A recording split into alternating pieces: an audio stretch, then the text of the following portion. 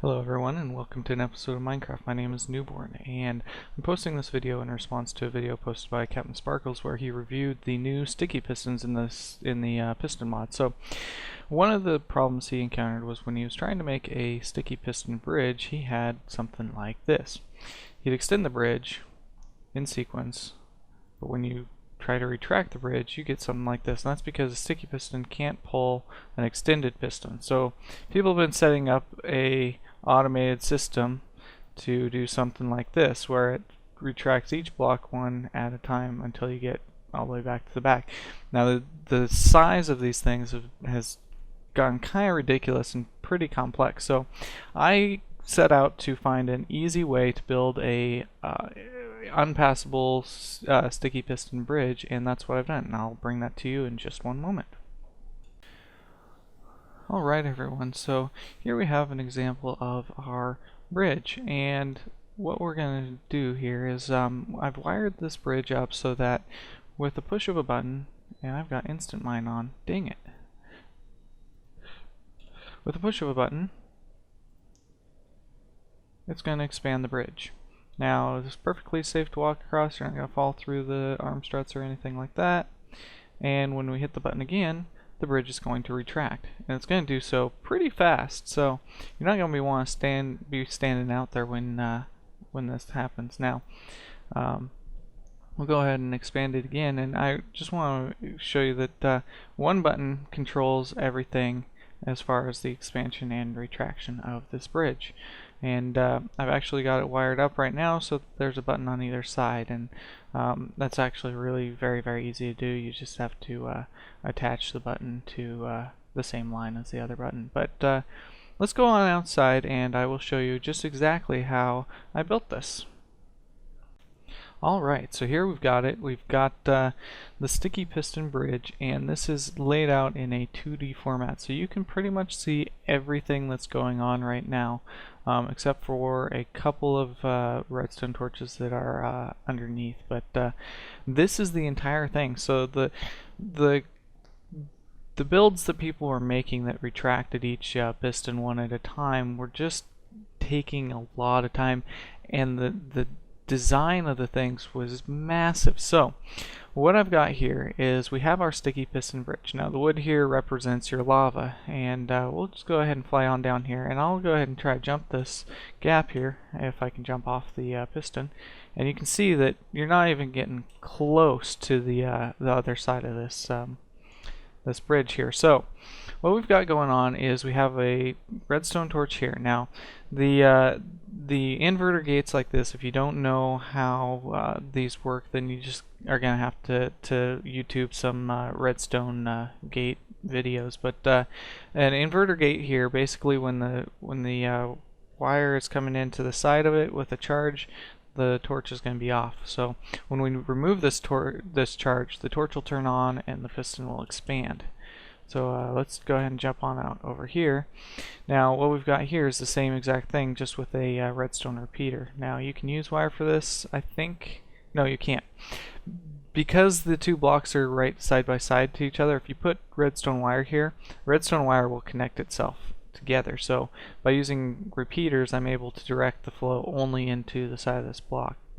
So what happens is the redstone wire here turns off, this expands, and then this repeater here sends a delay that then turns these torches on. So once these have already expanded, pushed out the regular pistons to here, and then the regular pistons will expand. Now you can use sticky pistons here. I chose to use just regular pistons because it's just a little bit easier to make a distinction between the two, and if you were going to mine all the materials, gold is a lot more uncommon than iron, and iron will be a more logical piston to use in this this kind of circumstance. So what we've got is the delay here delays that, which I already explained. We've got a another inverter gate here. Now I put this inverter gate here because we can have wire coming from this side and wire coming from this side. Now if either one of these two wires is given a charge, this torch will turn off and that piston will expand. If both wires have power, the torch still stays off. So it's one or the other. And so this inverter here controls the sticky piston expansion and retraction. Now right here we have a memory cell. Only one of these two torches can be on at any given time. The reason for this is we have a redstone wire here which comes over here, and if this wire is charged, then this torch is off, and this torch will not give power to this wire. Now if this wire gets charged, then this torch turns off. So one or the other will be on at any time. Now the way we've got this working, I actually took this from another Minecraft video that I saw earlier in the week, and what the guy has done and what we've done here is we've set up an infinite loop where we've got three booster tracks and a detector track. Now the detector track, you'll notice, kind of pulses on and off. Now that's not important. The important part is to get a charge into the side of this block to turn this torch off. Once this torch is off, the cart could stop and never touch this again, and we have our memory set. What we're going to do is when we hit a switch, which is right there, it's going to send a charge to this corner track here, and it's going to remove the charge from this corner track, which is going to link the two tracks together. The cart's going to jump over here, start spinning around this track, and it's going to give charge to this wire. Now this wire comes around here and into the back of this block. Now when it comes in, this torch is going to turn off. This wire will turn off, this torch will turn on, and then we have a constant charge here keeping this torch off. Now at the same time, it's going to send a charge, going to turn the charge off here, which will turn this torch on, which will send it through our relay. It'll go down the sides first, push the sticky pistons, and then it'll go down the middle and push the regular pistons. So let's go ahead and give this a shot, and you'll want to watch a couple of things. First is the cart's going to move over to the right track. Second is the sequence in which the pistons expand. So we'll go ahead and hit this track. Okay, so the cart moved and the piston bridge is now expanded. Now the problem that I ran into is that if I were just to go ahead and hit this button, so let's take this redstone off right here. If I were just to hit this button and just flip us back, we get the exact same problem that we had earlier with the lone block sitting out there. So let's go ahead and expand that back out, push those pistons out, and drop our redstone back here. Now this redstone wire, what it's going to do is it's going to send 5 full delays here, and the other repeaters here are just for to continue the current. But it's going to hit 5 full delays. What's going to happen is while the pulse is going through this system and retracting these pistons, it'll still be in these delays. After it's gotten through its cycle, the redstone will hit here, it'll come down, hit this inverter gate, expand, and then retract this piston. And it does that because it's only a 0.9 second pulse from a button. So let's go ahead and hit the button.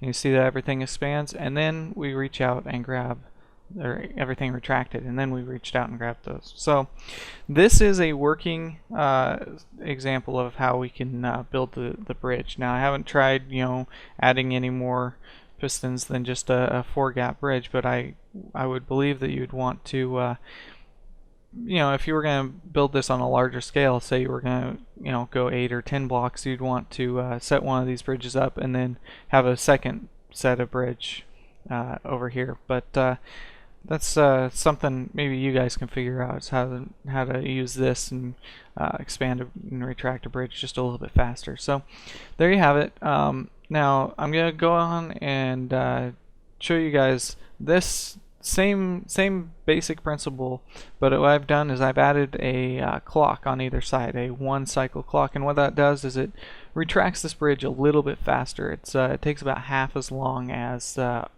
first example there, and this is also the example that I used over here when we were inside with the actual lava moat. So I'm gonna put this second one in a second video, just because it's kind of a little bit I'm kind of getting a little long-winded anyway. So I hope you guys enjoyed. If you have any questions, comments, leave them down under the video, and have a good day.